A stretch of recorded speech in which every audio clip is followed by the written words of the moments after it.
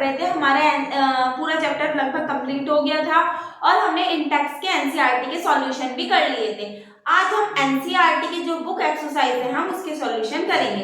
जो हमारा पहला क्वेश्चन है वो एनसीईआरटी का ये है, हमें मॉलिक्यूलर फॉर्मूला दिया गया है C2H6 का और इसमें हमें कोवेलेंट बॉन्ड बताने हैं। अब मॉलिक्यूलर फॉर्मूला किसका है? C2H6।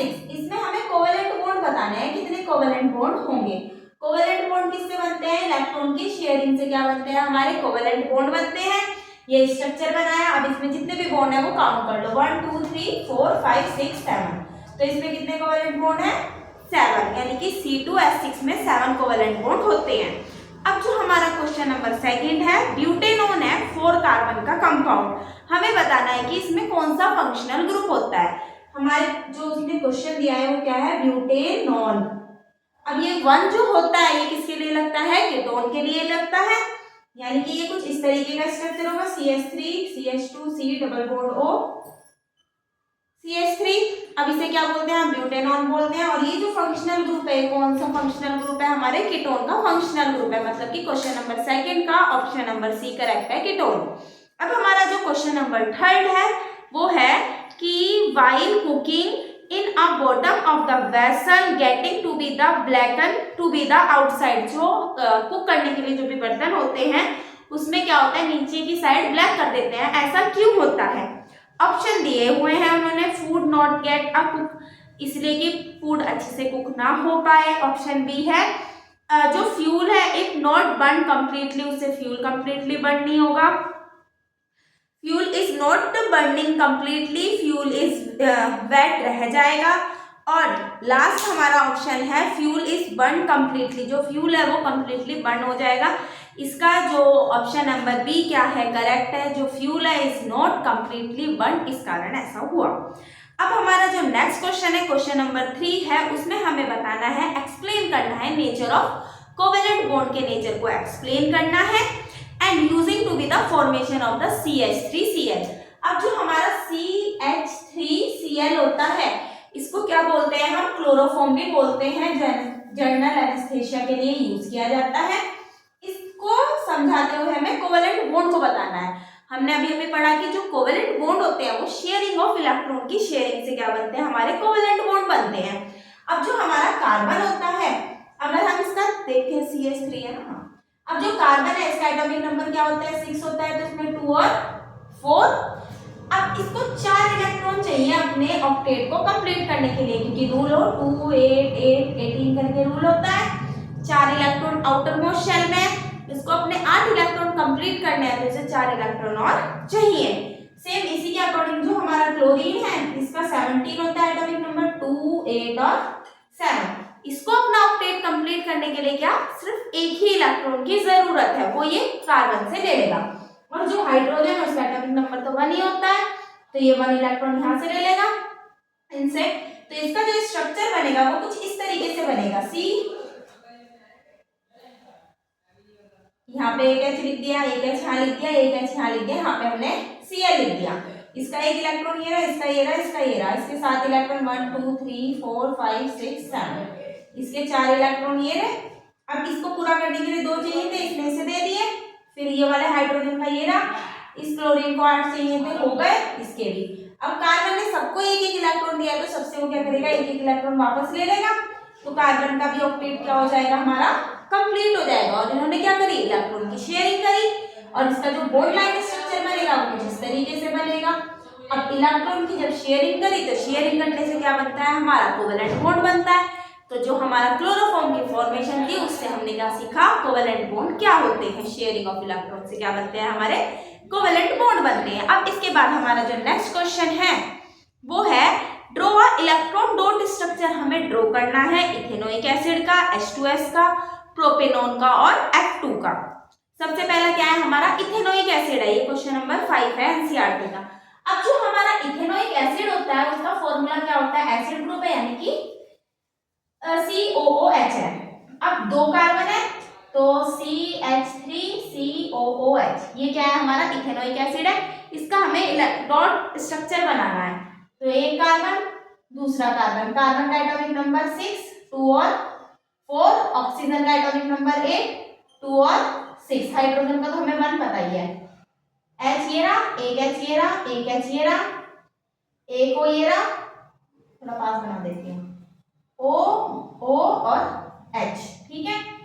अब इसके इलेक्ट्रॉन ये रहे, इसके ये रहे, इसके ये रहे, इसके 4 इलेक्ट्रॉन ये रहे, 1 2 3 4, इसके 6 हैं, 1 2 3 4 5 6, 1 2 3 4 5 6, इसका 1। अब हमें क्या करना है, सबके एक एक इलेक्ट्रॉन देने हैं। अब इसके हाइड्रोजन से एक इलेक्ट्रॉन लिया, इसका ऑक्टेट कंप्लीट, सेम इसका ऑक्टेट मतलब कि हाइड्रोजन का कंप्लीशन यहाँ पे भी। अब कार्बन ने सबसे एक एक लिया था, इनसे लेके कार्बन का ऑक्टेट भी क्या हो गया यहाँ पे कंप्लीट। सेम ये वाला कार्बन है, इसके पास कितने हैं, 4 है, कंप्लीट करने के लिए कितने चाहिए उसे, 8 चाहिए। तो ये वाला ऑक्सीजन को हटा के हम कहाँ रखेंगे, यहाँ पे 1 2 3 4 5 6, और ये हाइड्रोजन है, ये यहाँ पे रखो। ये हाइड्रोजन यहाँ से लेगा कंप्लीट, ये ऑक्सीजन भी कितने हैं, 1 2 3 4 5 6, और एक ऑक्सीजन ये रहा। तो ये क्या करेगा, अपनी बॉन्डिंग इन दोनों के साथ करेगा, इनके साथ करने से 6, हम इसी स्ट्रक्चर को हम फिर से ड्रॉ करते हैं, ठीक है। कैसे था, CH3COOH, तो CHHHCO और क्या आता है हमारा OH, ठीक है। इसके 4 कार्बन, 2 और 4, ऑक्सीजन का 8 होता है, 2 और 6, ये कार्बन के 4, 1 2 3 4, 1 2 3 4 5 6, 1 2 3 4 5 6, इसका ही 13। अब इन्हें अपनी कंप्लीट करनी है शायद, आप कंप्लीट करेंगे तो ये रहा, ये रहा, ये रहा, कितने हो गए पूरे, इसमें से ले लिया, इसके भी 8 पूरे। अब ये है 4 5, ऊपर वाले से 2 इससे पूरे हो गए, इससे अब इससे 2 दिया है तो 2 ये देगा, इसके यहाँ से पूरे हो गए। अभी कितने 4 5 6 7, और इससे लेगा 8। सेम ये वाला ऑक्सीजन ले रहा है, इसका ये, अगर हम स्ट्रक्चर बनाए और H ऐसे लिख लो या फिर ऐसे लिख लो, बात वही है सेम। ये क्या है हमारा इथेनोइक एसिड का डॉट लाइन स्ट्रक्चर है। अब इसके बाद हमारा जो नेक्स्ट एग्जांपल है वो क्या है हमारा H2S है। H2S क्या होता है, hydrogen sulphide, di hydrogen sulphate का हमें स्ट्रक्चर बनाना है H2S का। अब सल्फर का 16 होता है, 2 8 और 6, हाइड्रोजन का तो 1 ही है, 1 2 3 4 5 6, 1 1। अब इसने एक इलेक्ट्रॉन इसे दिया, ये कंप्लीट, इसने इसे दिया, ये कंप्लीट, और ये एक से ले लेगा, ये भी क्या हो गया कंप्लीट। कुछ इस तरीके से इसका स्ट्रक्चर देखने को मिला। अब जो हमारा नेक्स्ट है वो है प्रोपेनॉन। अब प्रोपेनॉन का मतलब क्या है, इसमें 3 कार्बन है और साथ में क्या है हमारा कीटोन ग्रुप है, CH3 C double bond O CH3, C एक H, दूसरा H, तीसरा H, C फिर से C, H H H O। अब इनके इलेक्ट्रॉन दे दो 1 2 3 4 H O। अब इनके इलेक्ट्रॉन दे दो 1 2 3 4 1 2 3 4 1 2 3 4 6 1 2 3 4 5 6 1 1 1 1 1 1। अब हमें बॉन्डिंग करनी है, इसमें से लिया, ठीक है, इसमें से लिया, इसमें से लिया,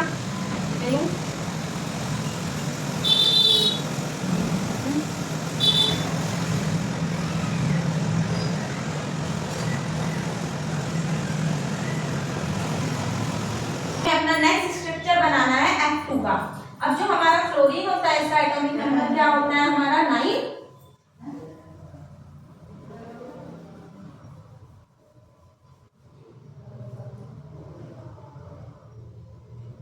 तो 2 और 7, 1 2 3 4 5 6 7, 1 2 3 4 5 6 7। दोनों का अपना अपना ऑक्टेट कंप्लीट करने के लिए एक एक इलेक्ट्रॉन ही चाहिए। इसने इससे लिया, इसने इससे लिया, एक एक इलेक्ट्रॉन की शेयरिंग हुई, दोनों के बीच में क्या आया हमारा सिंगल बॉन्ड आया। अब इसके बाद जो हमारा नेक्स्ट क्वेश्चन है वो है what is the homologous series. Question number 6 है ये, what is the homologous series, explain with the example. हमें एग्जाम्पल से बताना है कि होमोलोगस सीरीज क्या होती है।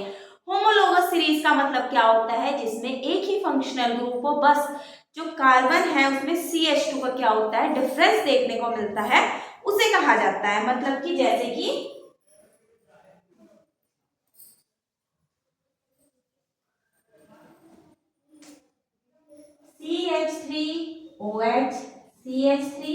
CH2OH, CH3 CH2 CH2OH। अब इसमें जो हमें डिफरेंस देखने को मिल रहा है, फंक्शनल ग्रुप तो सेम ही है, OH OH OH, कार्बन है और हाइड्रोजन। हमें CH2 का क्या हो रहा है, हर इसमें देखने को डिफरेंस मिला। पहले एक कार्बन था, फिर दो कार्बन हुए, फिर कितने कार्बन हुए, तीन कार्बन हुए। इसे मिथेनॉल बोलेंगे, इथेनॉल, और ये क्या होता है हमारा प्रोपेनॉल होता है। अब इसमें जो डिफरेंस है खाली CH2 का डिफरेंस होता है, यही क्या होता है हमारे होमोलोगस सीरीज में देखने को मिलता है। जो होमोलोगस सीरीज होती है ये सीरीज ऑफ कंपाउंड होती है हैविंग अ सिमिलर स्ट्रक्चर, जिनका स्ट्रक्चर क्या होता है हमें सिमिलर सा ही देखने को मिलता है, एंड सिमिलर केमिकल प्रॉपर्टीज, इनकी केमिकल प्रॉपर्टीज भी क्या होती है हमारी बिल्कुल सिमिलर देखने को मिलती है। बस इनमें क्या होता है सक्सेसिव मेंबर डिफरेंस देखने को मिलता है हमें, मॉलिक्यूलर फॉर्मूला CH2 का थोड़ा सा डिफरेंस देखने को मिलता है। यही क्या होती है हमारी होमोलोगस सीरीज होती है। अब इसके बाद जो हमारा नेक्स्ट क्वेश्चन है वो है हमें डिफरेंस बताना है इथेनॉल और इथेनोइक एसिड में। अब जो हमारा इथेनॉल होता है और इथेनोइक एसिड होते हैं, ये दोनों दो कार्बन के ही होते हैं, मतलब कि इथेनॉल में OH ग्रुप आता है, ये अल्कोहल वाला होता है, और इथेनोइक एसिड क्या होता है एसिड ग्रुप वाला होता है। इथेनॉल का मॉलिक्यूलर फॉर्मूला क्या होता है C2H5OH या फिर CH3CH2OH, और इथेनोइक एसिड को एसिटिक एसिड भी बोलते हैं, CH3COOH। अब अगर हम लिटमस सॉल्यूशन टेस्ट करेंगे तो जो हमारा इथेनोइक एसिड है ये क्या करेगा, ब्लू लिटमस को रेड में चेंज कर देगा, ये कोई इफेक्ट नहीं करेगा।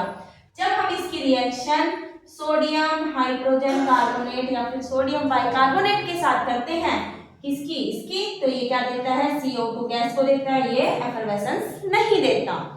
और सेम अगर हम, ये तो हमारे नॉर्मल थे, दोनों क्या करते हैं ईस्टर टेस्ट दोनों देते हैं। जब हम क्या करेंगे इथेनॉल के में एसिड को मिलाते हैं और कंसंट्रेटेड H2SO4 की प्रेजेंस में हम इसकी रिएक्शन करते हैं, तो दोनों क्या देते हैं CH2H5COO देंगे। सेम ये भी क्या देगा, ये भी रिएक्शन देगा। जब हम C2H5OH प्लस CH3COOH की रिएक्शन कंसंट्रेटेड एसिड के साथ कराएंगे तो ये OH और ये H यहाँ से निकल जाएगा, तो C2H5COOCH3 हमारा बनेगा। ये दोनों क्या करते हैं हमारा ईस्टर टेस्ट देते हैं। ये टेस्ट में क्या होते हैं खट्टे होते हैं, ये टेस्ट में खट्टे नहीं होते। अब यही है, अब जो कलरलेस जो इथेनॉल होती है वो क्या होती है कलरलेस लिक्विड होता है, उसकी प्लेसेंट स्मेल होती है। लेकिन जो हमारा इथेनोइक एसिड होता है उसकी क्या होते हैं प्लेसेंट स्मेल होती है, जैसे सिरके में से आती है। सिरका क्या होता है हमारा विनेगर होता है। जो इथेनॉल होता है ये सोरो नहीं होता टेस्ट में, लेकिन इथेनोइक एसिड क्या होता है टेस्ट में थोड़ा सा खट्टा होता है, सोरो इन टेस्ट होता है। जो इथेनॉल होता है अल्कोहल होता है वो लिटमस पेपर के कलर को चेंज नहीं करता, लेकिन इथेनोइक एसिड लिटमस पेपर के कलर को क्या कर देता है हमारे चेंज कर देता है। और जो क्या कहते हैं इथेनॉल होता है इसका बॉइलिंग पॉइंट 351 होता है केल्विन, और जो इथेनोइक एसिड होता है इसका बॉइलिंग पॉइंट 391 केल्विन होता है। अगर हम इनकी केमिकल प्रॉपर्टीज देखें, जो इथेनॉल होता है ये अल्काइन जो बेस होते हैं उनके साथ रिएक्ट नहीं करता। सेम इसी के अपोजिट जो इथेनोइक एसिड होता है ये बेस के साथ क्या करता है रिएक्ट करता है, और रिएक्ट करने के बाद ये क्या देता है सोडियम एसीटेट देता है और वाटर को निकालता है। और जो हमारा इथेनोइक एसिड होता है ये कार्बन डाइऑक्साइड नहीं देता जब सोडियम हाइड्रोजन कार्बोनेट के साथ इसकी रिएक्शन कराई जाती है।